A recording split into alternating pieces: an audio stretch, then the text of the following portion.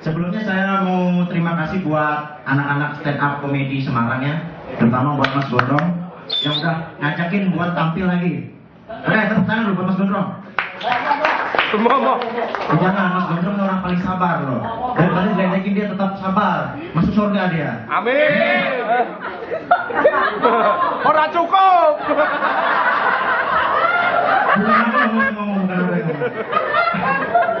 Oke. Dari beberapa komik tadi yang saya lihat, enggak cuma di sini ya, terutama di video-video YouTube semua saya lihat, itu kebanyakan mereka bilangnya lupa materi atau ngeblank atau apapun sebutannya. Ya. Tapi sebenarnya materi siap. Dia aja yang ngomong bilang saya nggak siap materi, sumpah. Dia bilang gitu. Itu cuma modus sebenarnya. Modus biar dia kalau misalnya nggak lucu, orang memaklumin.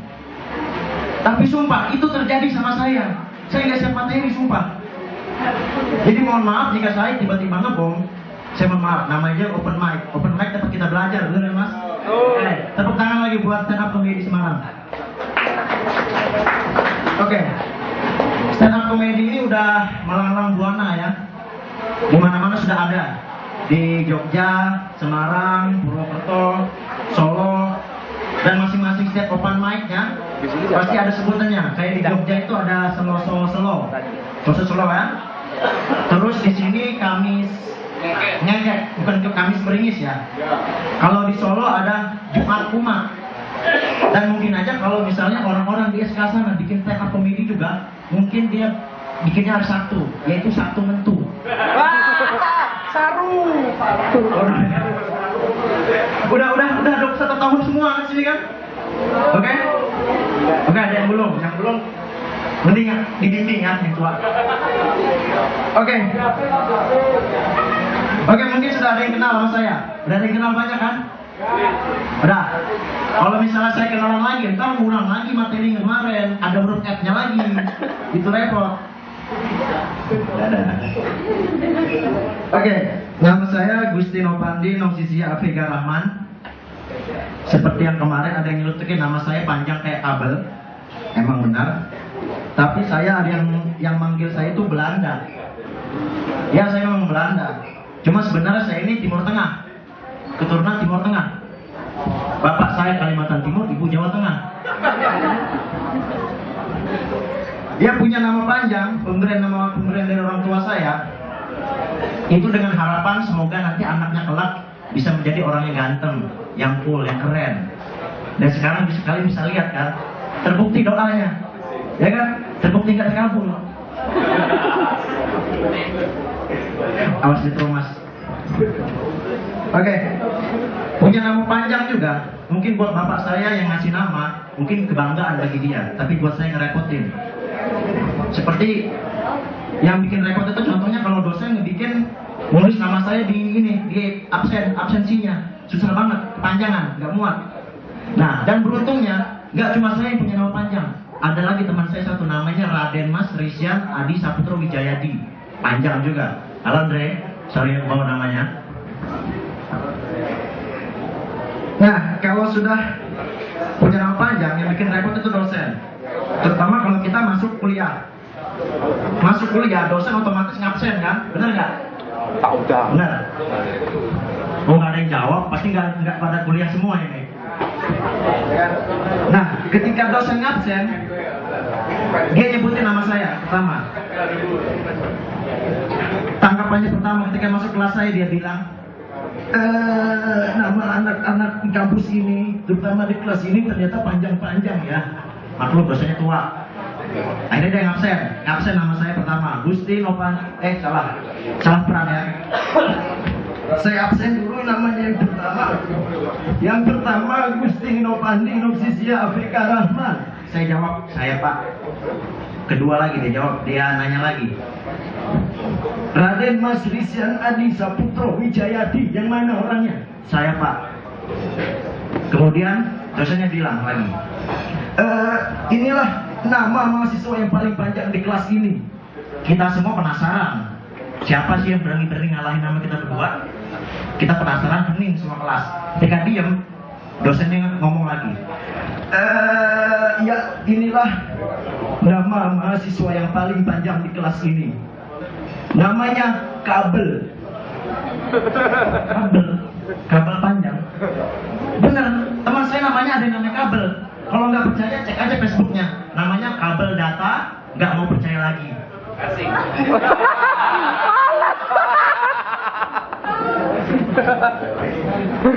Oke, jujur. Saya memang nggak sempat bawa materi ya. Untuk nyontek pun saya nggak sempat nyiapin. Ya, maklum badan saya akhir-akhirnya rada pegal karena habis tugas tuntutan kerjaan juga ya, mengharuskan saya untuk keluar kota. Saya baru pulang dari Jakarta. Seperti yang kalian tahu, Jakarta tuh kayak gimana? Kehidupannya keras. Bener nggak? Iya. Bener keras. Malah ada yang namanya pepatah, sekejam-kejamnya ibu tiri, lebih kejam ibu kota. Bener kan? Ya, itu sih. Tapi ketika saya pulang, nyampe kosan, pepatah itu berubah. Sekejam-kejamnya ibu tiri, lebih kejam ibu kos. Bener nggak? Bener nggak? Di Indonesia ini paling banyak ibu kos yang paling galak. Jumlah ibu kos yang galak di Indonesia ini sama jumlahnya kayak bintang di langit. Dan di mana bintang di langit itu yang paling terang kelap-kelipnya itu adalah ibu kos saya. Ya terbukti, begitu saya pulang ke kosan, beledeng pulang kan. Harusnya di mana-mana kalau ada orang baru datang disambut dengan tari kecak, drum band, atau break dance atau apa, topeng monyet kita terserah. Nah ini saya baru masuk belum sempat pipis, dia udah ngadang. Listrik, bulanan. Gimana nggak saya langsung galau kayak gitu. Begitu sampai kosan saya langsung galau.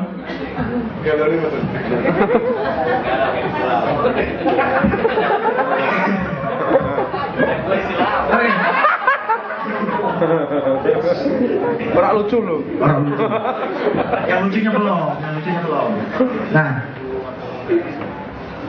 begitu saya mana tadi ngomong? Saya tadi pagi ya. Namanya habis dari Jakarta, otomatis biaya hidup di Jakarta kan tinggi banget, ya kan? Bener nggak? Bener. Ada yang pernah ke Jakarta belum? Nah. Es kamu nih.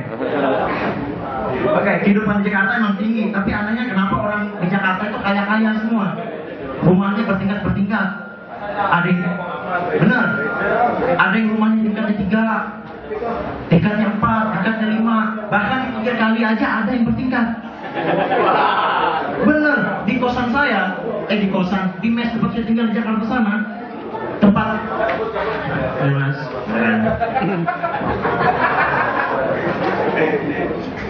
Oke, kita lewatkan dulu orang yang sedang lewat ya. Oke, silakan. Tapi malah perlu Mas. Yang mbaknya pulang belum ketawa. Ya, oke. Lanjut, di tempat mes saya tinggal di Jakarta sana, kan di pinggir kali, itu rumahnya bertingkat semua. Saya pikir itu rumah susun, nggak taunya rumah burung. Kupon. Nggak ketawa.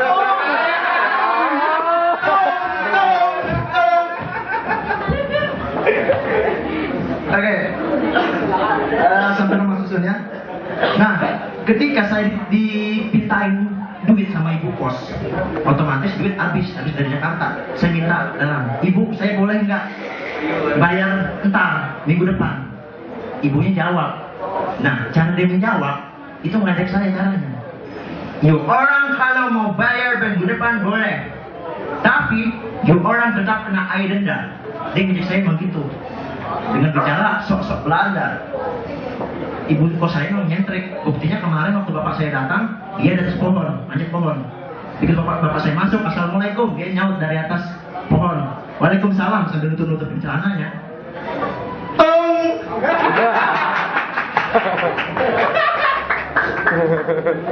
Aku mudeng.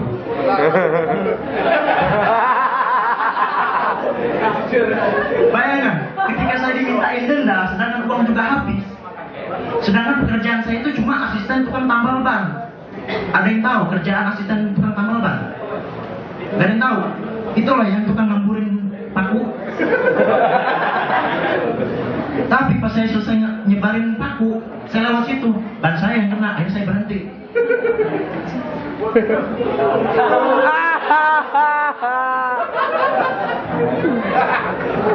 Lama-lama kalau mau ngebom kita jedotin aja lalu ini ngomong ini. Oke. Jadi sampai mana tadi mas? Aku lali mas. Tambal ban, oke. Nah begitu tuh saya berhenti dari tambal ban, saya nggak punya duit lagi. Akhirnya saya minta dispensasi sama ibu kos. Dibolehin sama dia, minggu depan dibayar. Oke bu, saya bayar minggu depan. Tapi dengan denda, dia bilang gitu. Dendanya apa bu? Kamu harus bersihkan kandang ayam. Sekalian nyapu. Bayangin men, muka udah kayak gini suruh ngambil bersihin kandang ayam. Mau jadi sejelek apa lagi muka saya? 2 tahun saya bakal ngejomblo lagi ketika harus membersihkan kandang ayam. Ini namanya penganiayaan. Saya mau lapor polisi. Tapi sebelum saya lapor polisi, saya aja ngomong dulu sama ibu kos. Wah ibu kos. Iya, anak kos, ada apa? Saya tanya, ibu, tolong hentikan ini. Saya dianiaya, saya rapuh, saya nggak bisa ngelakuin ini semua. Ibu kos cuma ngejawab, kamu enak banget minta dikasihanin. Bangsa kamu sudah ngejajah bangsa saya selama 3,5 abad. Mendengar kata-kata itu saya langsung galau. Galau nih. Bapak kos lewat, bukannya bantuin saya, dia malah bilang, ya beb, bener beb, siksa aja beb. Dia udah ngejajah kita beb. Bapak kos bukannya bantuin saya, bukannya ngebelain saya, tapi malah ngebelain bebeknya. Ya. Nah, tapi segalak-galaknya ibu kos, tapi yang namanya kos itu kita banyak pelajaran dan hikmah kita ambil. Contohnya, ketika kita hidup ngekos, kita bisa belajar saling kenyang rasa di kosan. Di kosan kita bisa saling tolong menolong. Di kosan juga kita bisa kehilangan keperawanan, keperjakaan. Masalah, maksud saya bisa pacaran di kos. Tapi jangan ditiru gaya pacaran tetangga saya. Itu cowoknya berisik banget, ceweknya berisik banget. Pacaran di dalam. Aduh yang sakit. Goblok kamu injak kepalaku sakit ya. Ternyata kepalanya diinjak. Saya pikir betul lagi doi, ternyata enggak. Dan di sebelah sini, teman saya cowok sebelah sini, dia bilang gini lagi, berisik juga dia, suaranya pacaran. Yang enak yang, aduh terus yang, agak bawah dikit. Ya situ. Aduh enaknya digaru, ternyata digaru. Pikiran saya udah macem-macem. Gitu loh.